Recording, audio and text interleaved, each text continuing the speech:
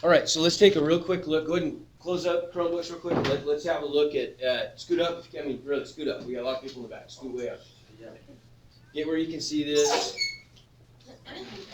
We want to do some stuff here. We want to simplify this expression.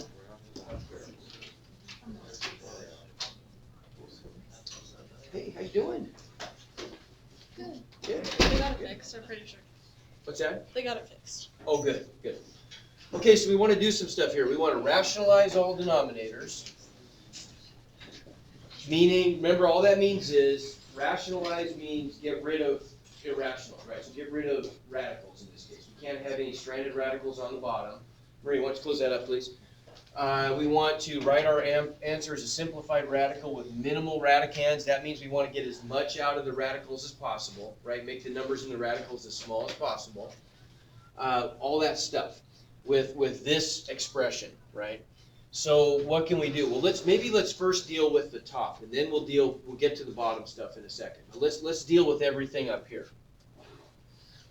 So my recommendation is here, let's turn this all into fractional exponents. It's much easier to work with fractional exponents than it is radicals, right? So what is this first factor going to become? What's if I want to say the cube root of 2 using a fractional exponent, what's that look like?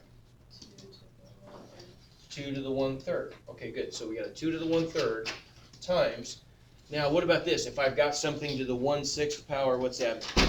I mean, sorry, 6th root. What's that mean? 1/6 power. Good. So then we're going to have the power 2v. Let's get all the phones and stuff away too, please. I don't want to see those right now. I'm willing to do this for you guys to get you ready to do this work, but you got to be. I mean, you got to be following along if you have any hope of putting this all together, and you can. And it would sure help to move forward. That would be a great idea. Why don't more people move forward? And then the bottom we'll just forget about. Bottom we'll just leave alone for a second, right? We won't deal with that yet.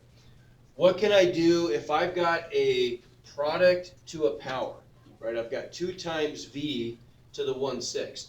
What can I do with that? What if I had something like, let's just look back at a property. If I have the product of a times b to the m, what can I do to the exponent?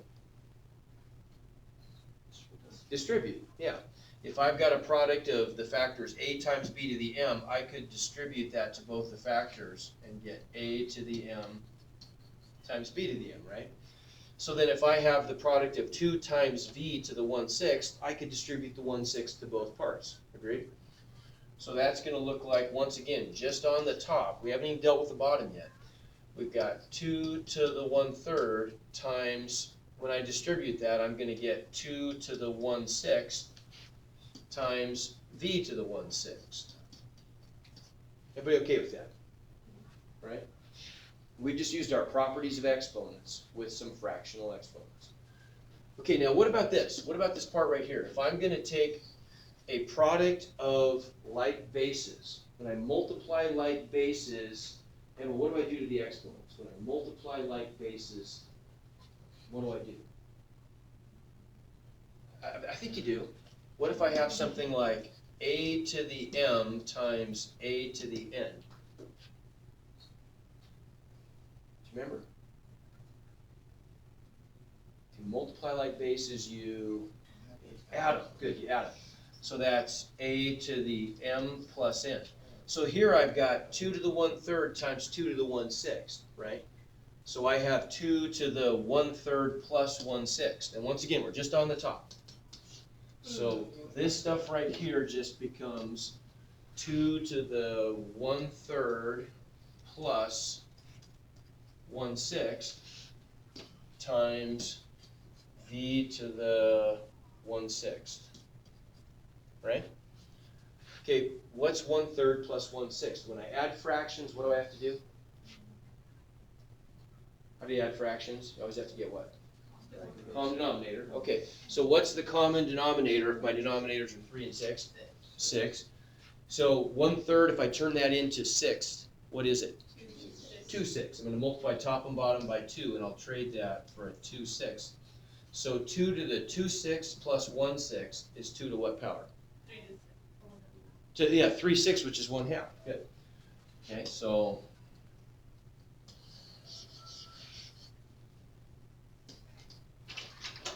So on the top, this is all equal to 2 to the 1/2 times v to the 1/6. Okay, what about the bottom? Now let's move down to the bottom. Okay, so Tyler, how do I rewrite the 4th root of v? V to what power? To the 1/4. Okay, good. So this becomes v to the 1/4. Now, when we say we want to rationalize the denominators, that means we can't have any radicals in the denominators. So radicals go with fractional exponents, right? It'd be fine to have a whole number or an integer exponent on the bottom, but I can't have a fractional exponent because that corresponds to a radical, right? So what could I do then? If I want to get on the bottom, I just want to get a v to some whole number power, right? What could I multiply v to the 1/4 by? Because when I multiply like bases, I add exponents. So what am I going to do? What do you think? Actually, I need to come down here when I do this though, because now I've got I took care of the top, but on the bottom I've still got my v to the 1/4, right? So what could I do? Whatever I do, I've got to do the same thing to the top and the bottom. And we'll talk about that in just a second, but let's just focus on the bottom. V to the 1/4 times v to what power would give me v to the 1, right? Because that's the next whole number available. 3/4, right? Everybody see that? If I multiply the bottom by v to the 3/4, on the bottom, I'm going to get v to the 1, right? Which is just v. Okay, that took care of rationalizing the denominator. I got rid of the fractional exponents. Do you see why we did that? Because v to the 1/4 times v to the 3/4 is v to the 1/4 plus 3/4, which is v to the 1, right? Okay? There's a tendency for people to want to just multiply top and bottom by v to the 1/4 because that's what we did with square roots, right? But think about why we did that. If we had, let's just take a quick detour. If we had something like, let's say, 2 over the square root of 3, and we wanted to rationalize the denominator, we just multiplied top and bottom by square root of 3, didn't we? Right? If we multiply top and bottom by the square root of 3, that gave us on the bottom a 3, which is what we wanted. And on the top, we got 2 radical 3, right? How come though? Why did that work? Well, really on the bottom, we've got a 3 to the 1/2, right? So what would I multiply top and bottom by to get a 3 to the 1 on the bottom? 3 to the 1/2, right? Because 1/2 plus 1/2 is 1. Everybody see that? So it's a lot easier for square roots. Well, not a lot easier, somewhat easier, right? Because it just ends up being the same thing. I multiply by the same thing, 3 to the 1/2 times 3 to the 1/2. It's not that simple though, if I've got a 3 to the, or a v to the 1/4 in this case. If I multiply by v to the 1/4, I'll get v to the 1/4 plus 1/4, which is v to the 1/2. That's still a radical, right? You get it? So whatever I do to the bottom, I need to do to the top, because I'm really just multiplying by 1. When I simplify something, I don't want to change the value of the expression. I just want to change the way it's written. I want to make it a better or simpler form. But I'm just going to multiply by 1, so I'm not really changing it. I'm just altering the way it looks, right? So on the bottom, I get my v to the 1. On the top, I've got my 2 to the 1/2. What about this part? When I multiply the top, the v to the 1/6 on the top times the v to the 3/4, what do I do when I multiply like bases? What do I do again? Add them. I add the exponents, right? So I'm going to get a v to the 1/6 plus 3/4, and so that's going to be my answer. I just have to simplify that a little bit more. I got a 2 to the 1/2 times a v to the, what's 1/6 plus 3/4? what's my common denominator gonna be? 12, good. So what is 1/6 in terms of twelfths? It's how many twelfths? 2, because I'm multiplying 6 by 2, right? So I multiply the top by 2. So I get v to the 2/12 plus, how about 3/4? How many twelfths is that? It's gonna be 9, isn't it? I gotta multiply top and bottom by 9 to get 12, or by 3, sorry, to get 12 on the bottom. Okay, so then, what's that look like? 2 to the 1/2 times v to the, what's 2/12 plus 9/12? 11/12. And now let's write that with radicals. How do I say 2 to the 1/2 is a radical? Square root. Okay.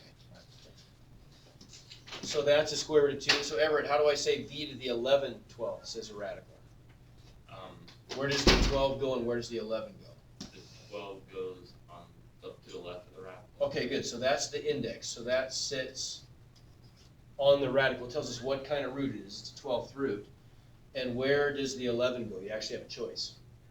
2 right answers. Oh, that might be to the 11. I could put the 11 inside or I could put it outside. Doesn't matter. Either one's going to work. Let's put it inside for now. Divided by v. That's my answer, right? So I made everything as simple as I could, right? I got as much stuff out of the radicals as I could, and I got the radical off of the bottom. Okay, make sense? There's a few steps in there. It's been a while since we talked about this stuff, but you know, you'll get a little practice doing this stuff in 11.1 and 11.2. Okay. How about something like that? That looks really hard, but you may not remember because it's been a little while, but I showed you guys a great shortcut for this. It's so simple. These are supposed to be pretty hard, but there's a really easy way to deal with these. The hardest part by far is the number, and we can break this up into pieces, right? I've got a 6th root, and I've got a number. I've got a power of x that I can deal with separately. I've got a power of y, and I've got a power of z. The hardest part by far is just the number part, right? So once we're done with that, the rest of it is really simple. So let's deal with the number part. How do I simplify the 6th root of 256? Well, when I want to simplify a radical, it's the same with any kind of a root. I just want to find the biggest perfect, in this case, perfect 6th factor of 256 and then split it apart. If it was a square root, we want to find the biggest perfect square factor. That seems pretty difficult because I've got to find a perfect 6th factor of 256, but finding perfect 6 is not very difficult in a way because there aren't going to be very many choices. If we make ourselves a list of perfect 6, what's that going to look like? Well, 2 to the 6th is 64. I can just use a calculator to do this. 3 to the 6th is 729. It's already way too big, right? 729 is not going to divide into 256. The only possibility would be 2 to the 6th, which is 64. Does 64 divide into 256? What do you think? Is it going to 256? 256 I could break up 256 into 64 times what? It does go in. 4, yeah. I could break it apart into 64 times 4, so I can split that into separate roots. I've got the 6th root of 64. I'll put a circle around it because that one's going to simplify times the 4th root, or not 4th root, 6th root of 4.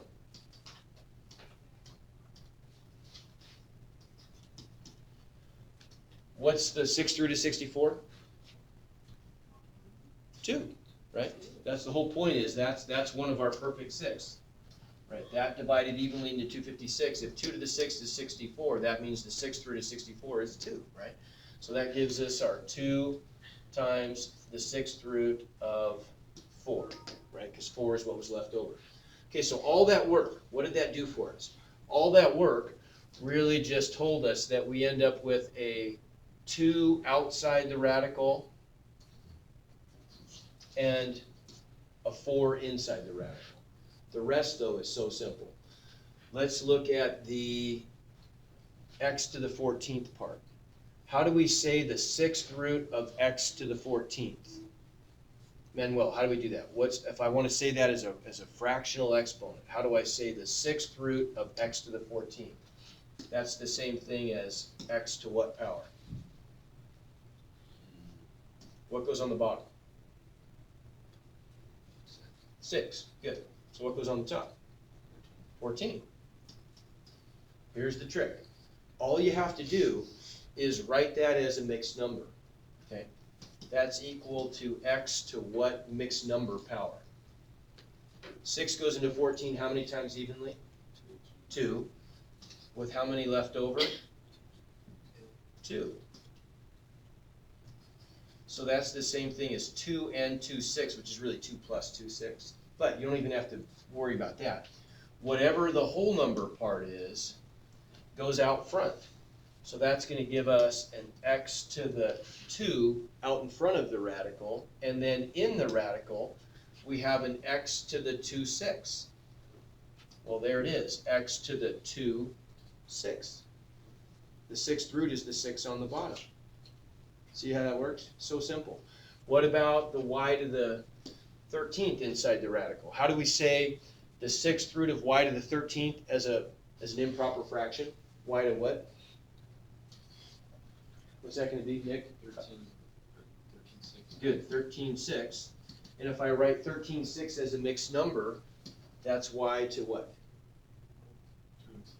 2 and 1/6, right?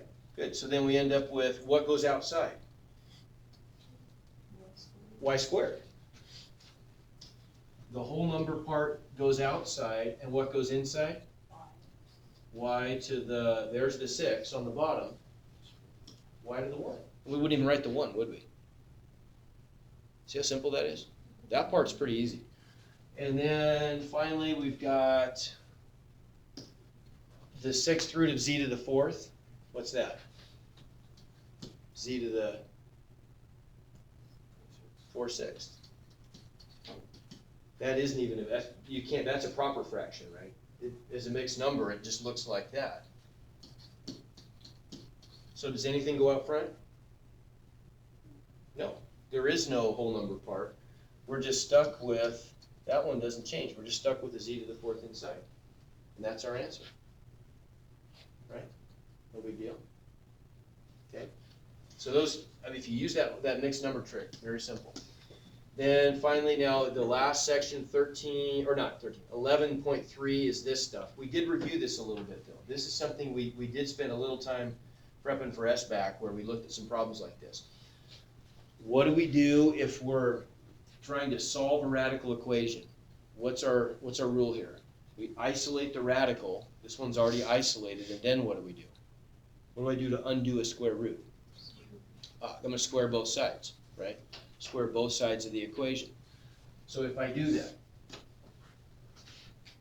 on the left side, I get the square root of -6 minus 35 squared. And if I square a square root, what's that do? It just cancels the radical, right? So on the left side, I'm just going to get a -6 minus 35, right? It just cancels those. On the right side, if we square the right side, we're squaring the quantity x plus 7. So how do I do that? And be careful with this. Don't make a silly mistake. I said this a bunch of times, but can we just square the x and square the, is it x squared plus 49? No, it's not, right? It's not that simple. If we do a plus b squared, the long way of doing it is to write a plus b times a plus p and a plus b and just distribute and add like terms. But what's the shortcut? What's our pattern for that? Does anybody remember? A squared 2ab plus b squared. Good. Then that avoids having to multiply it all out and collect like terms. If you remember that pattern, that's a lot easier. So if we do x plus 7 then, whoops. A is x, B is 7, we just follow the pattern. So what's a squared gonna be for us? Good. 2ab, 14x. 2 times x times 7 is 14x plus b squared.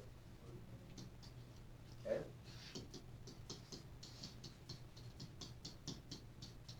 Okay, and now we're on pretty familiar territory, right? We've spent more time than anything just solving quadratic equations. So this is quadratic, right? What do I have to do? What form do I have to put it in before I can solve it? I'm gonna have to factor, but I can't factor yet. First I have to set everything equal to what? 0, yeah, I gotta get everything on one side, put it in standard form, so it's set equal to 0, right? So I'm just gonna add 6x to both sides and add 35. And when I do that, I'm gonna get, what, 14x plus 6x is, and then 49 plus 35 is, what? What's that gonna be? 84, good. And that's equal to 0, right? So now I've got it in standard form, and now we can take care of this for sure. I mean, worst case scenario, what can we do? Yeah, I could use quadratic formula, right? They can always use quadratic formula, right? ax squared plus bx plus c equals 0, so throw it in quadratic formula. But it's easier if we can find magic numbers to use them. Can you find numbers that multiply to 84 and add to 20?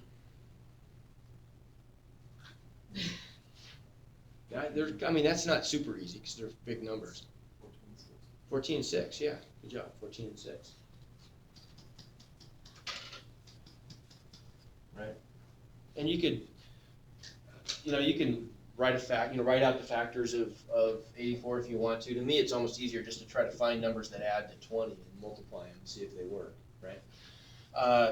Those work. So then what are my solutions going to be?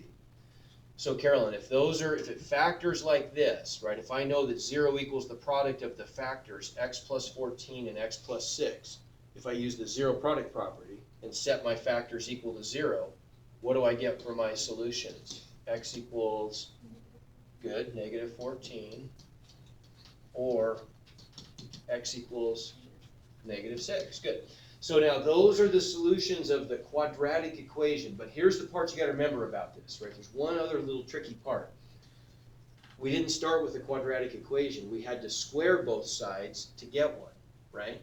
Remember that if you take both sides to an even power, so for us it's going to be if we square both sides, that's risky because you might end up with some false or extraneous solutions. So what do we always have to do if we square both sides to solve an equation?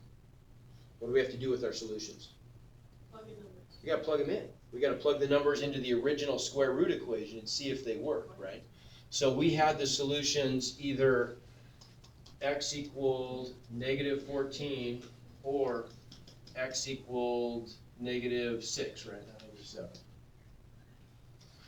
So we have to plug those in and see if they work. Well, let's try negative 14. Can somebody tell me right away why that has no chance of working? If I plug negative 14 in for x. What's going on here on the right side that tells me immediately no chance? It's negative, yeah. Can the square root of some number be negative? No, it can't, right? So right away, you know that one's no good. And if we did plug it in, what we'd get is 84 minus, so you'd get the square root of 49 equals negative 7. That's not right. That would give us the solution positive 7 equals negative 7, which is false, right? But you don't even have to go that far because you can see you're going to get a negative number, a square root equal to a negative number, so it's done. That one has no chance. Okay, what about negative 6? If I plug negative 6 in, I'm going to get, if I plug negative 6 in, negative 6 times negative 6 is positive 36 minus 35 is what? What's the square root of 1? 1. So on the right side, I'd get 1. On the left side, negative 6 plus 7 is 1. 1 equals 1. Check, that works.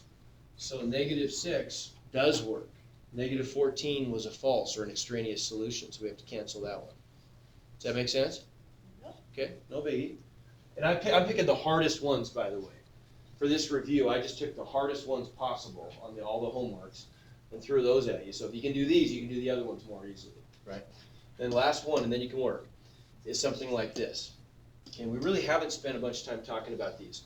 So if we start with something like x to the 3/2 equals 343, and our job is to isolate x, what could I do to turn the left side into an x to the 1?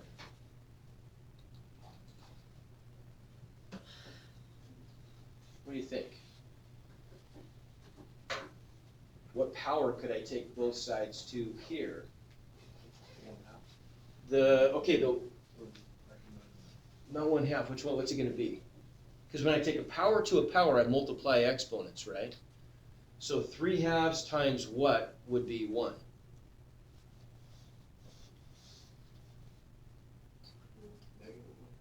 No.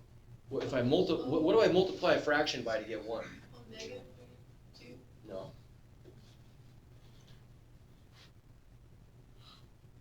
This is an old concept, but maybe we need to review this a little bit. You multiply a fraction by its reciprocal to get 1, right? Does that make sense? So we can multiply 3/2 by 2/3. So in order to multiply the 3/2 by the 2/3, I got to take it to that power, right? Because we have a rule. We have an exponent rule that says a to the m to the n power, right? If I take a power to a power, I multiply the exponents, right? So I'm just going to take both sides to the 2/3 power, right? Make sense? Okay, and that makes it look pretty simple. On the left side, x to the 3/2 times 2/3 is just plain old x, right? And on the right side, I get 343 to the 2/3, which is just going to be a number, right? Okay, but there's one thing you got to be careful about. One thing you got to be careful about. If we do, let's just take just a quick side note here. If we solve the equation x squared equals 4, or we solve the other equation x cubed equals 27, what do I do on this one to isolate x? I square root both sides, which is the same thing as taking both sides to the 1/2 power. Everybody agree? Square rooting.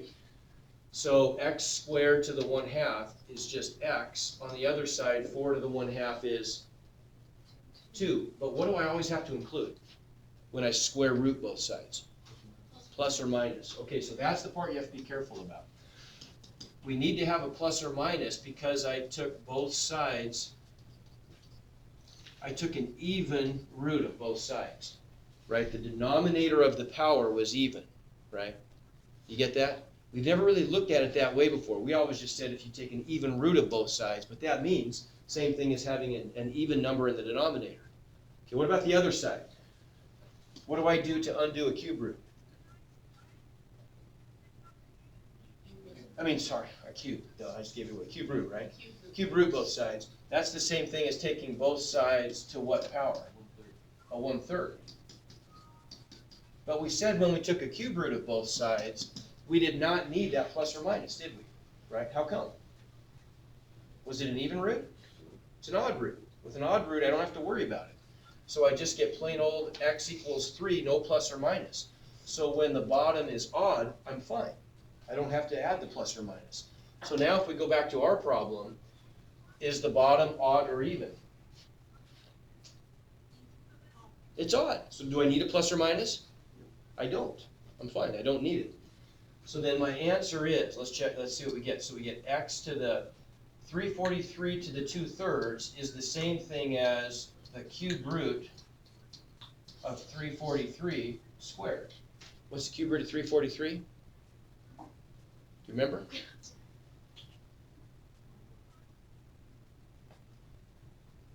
What do you think? It's been a while.